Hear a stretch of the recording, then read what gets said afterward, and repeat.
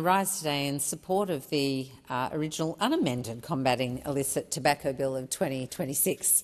In recent months, my office has heard from a growing number of people across Newcastle who are deeply concerned about the rise of illicit tobacco in our community.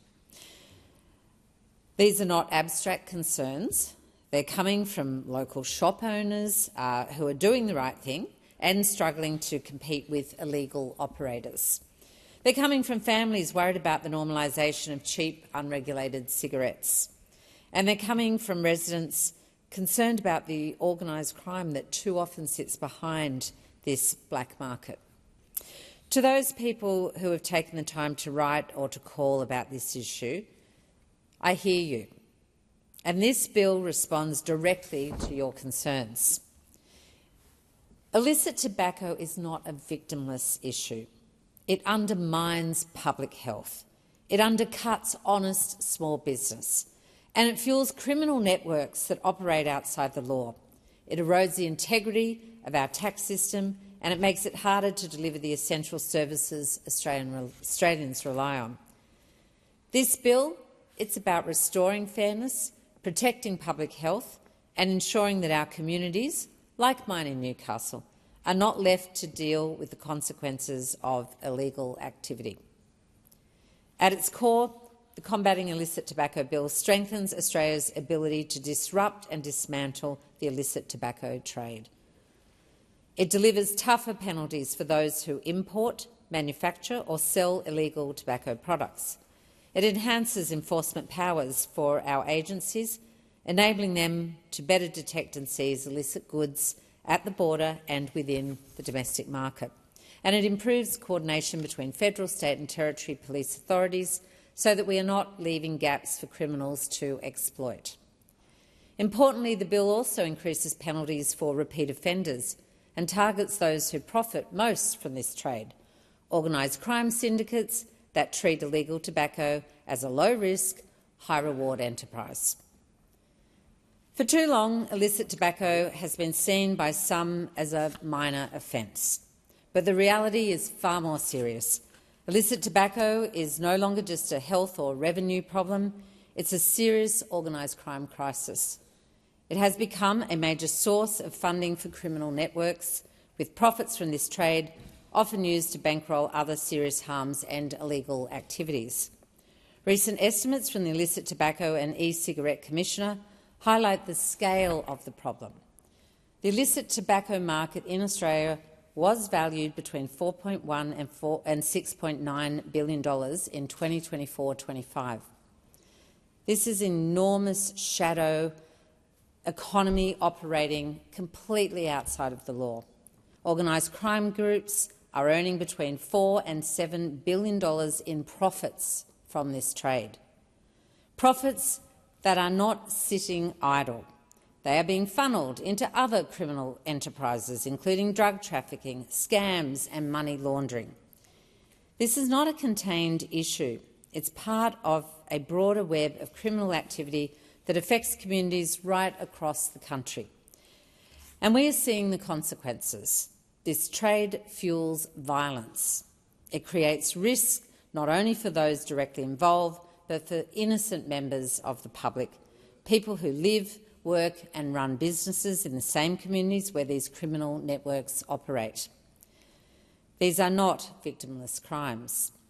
They harm communities, they hurt the honest retailers who are doing the right thing, they put workers at risk and they undermine public safety. And that is why this bill is so important. By cracking down on illicit tobacco, we are not just addressing one issue, we are striking at the financial background of organised crime. We are making it harder for those groups to profit and, in doing so, limiting their capacity to engage in other harmful and illegal activities. And this bill sends a clear and unambiguous message. Australia will not tolerate criminal profiteering at the expense of communities, and we will take strong action to protect public safety. From a health perspective, the importance of this legislation cannot be overstated. Australia has been a global leader in tobacco control. Through these measures, like plain packaging, strong public education campaigns, excise increases, As well as important health initiatives, we have significantly reduced smoking rates over time. According to the Australian Institute of Health and Welfare, daily smoking rates among Australians aged 14+ has fallen by 2/3 since 1991 due to these measures. These efforts have saved lives. It's that plain and simple. But illicit tobacco threatens to undermine that progress. Illegal products are often significantly cheaper, making them more accessible, particularly to younger people and vulnerable populations. They are unregulated, meaning customers have no assurance about what they contain. And this has been a big issue raised by some hardcore smokers in my community and elsewhere who are trying to do the right thing, buying actual legal tobacco. They now feel the market is so unregulated, there is absolutely no idea of what they're purchasing, whether it's genuine or not, whether it's legal or not. And they bypass the safeguards that are designed to reduce smoking uptake and encourage people to quit. And when we can't keep track of smoking rates, this harms our ability to formulate relevant health policy. This bill helps protect the integrity of our public health system by ensuring that tobacco control measures are not undercut by a parallel illegal market. For communities like mine in Newcastle, the impact is very real. Newcastle is proud of its strong sense of community and hard-working small businesses. And like many regional communities, we rely on these businesses to operate on a level playing field. When illegal tobacco operators move into local shopping strips, it is the honest retailers who suffer. Local newsagents, tobacconists and convenience stores who comply with the law, who pay their taxes, who check identification and who follow Australia's strict tobacco regulations simply cannot compete against criminal operators selling unregulated product at cut-rate prices. This is not fair and this is not sustainable. I've heard directly from business owners in Newcastle who feel frustrated that they are doing the right thing while others appear to operate with little regard for the law. And many of these businesses are family-run operations. They employ local people. They support local sporting clubs and community groups. And they deserve a regulatory system that backs them in, not on one that allows criminal enterprises to flourish around them. This bill recognises that reality. It sends a message to honest businesses that they should not be punished for playing by the rules. And it acknowledges that effective regulation must work not only to deter illegal activity but also support those who are complying with the law every single day. That broader point about regulation is an important one. Australia's tobacco control framework has been built carefully over decades with one overriding goal: protecting public health. Successive governments of all persuasions have introduced measures designed to reduce smoking rates and discourage uptake, particularly among young Australians. Those measures have worked.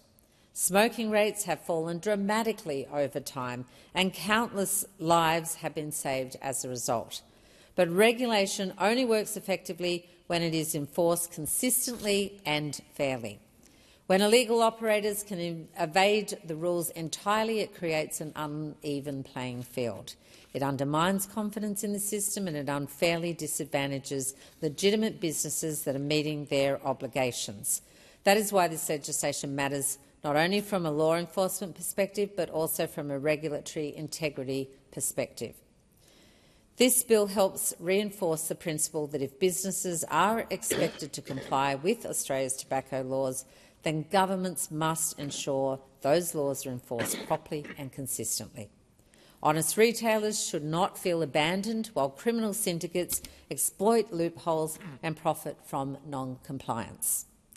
They should know that the government is serious about maintaining a fair marketplace, and that is exactly what this legislation helps achieve. It strengthens the integrity of the regulatory framework while ensuring that enforcement efforts are directed where they belong, at organised criminal activity and illegal profiteering. Importantly, it also helps preserve the credibility of Australia's broader tobacco control measures.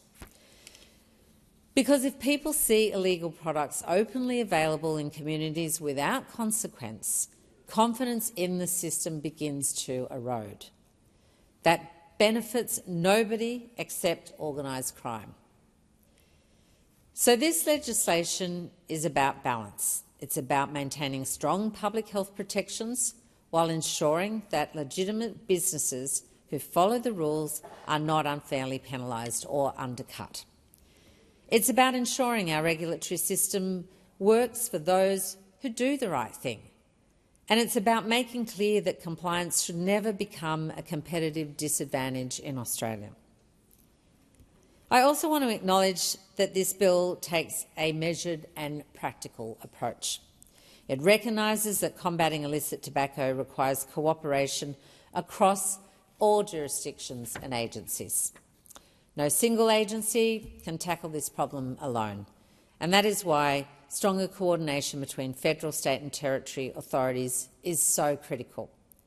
This legislation builds those partnerships and strengthens information sharing so that enforcement efforts are smarter, faster and more effective. It also recognises that enforcement must keep a pace with evolving tactics of organised crime. These criminal networks are adaptive. They exploit weaknesses wherever they find them, and they operate with little regard for the impact of their activities on our local communities. This bill ensures that our enforcement agencies have the tools they need to respond appropriately to those threats. Because the alternative, doing nothing, comes at a very high cost. Doing nothing allows organised crime to continue building a multi-billion-dollar revenue stream.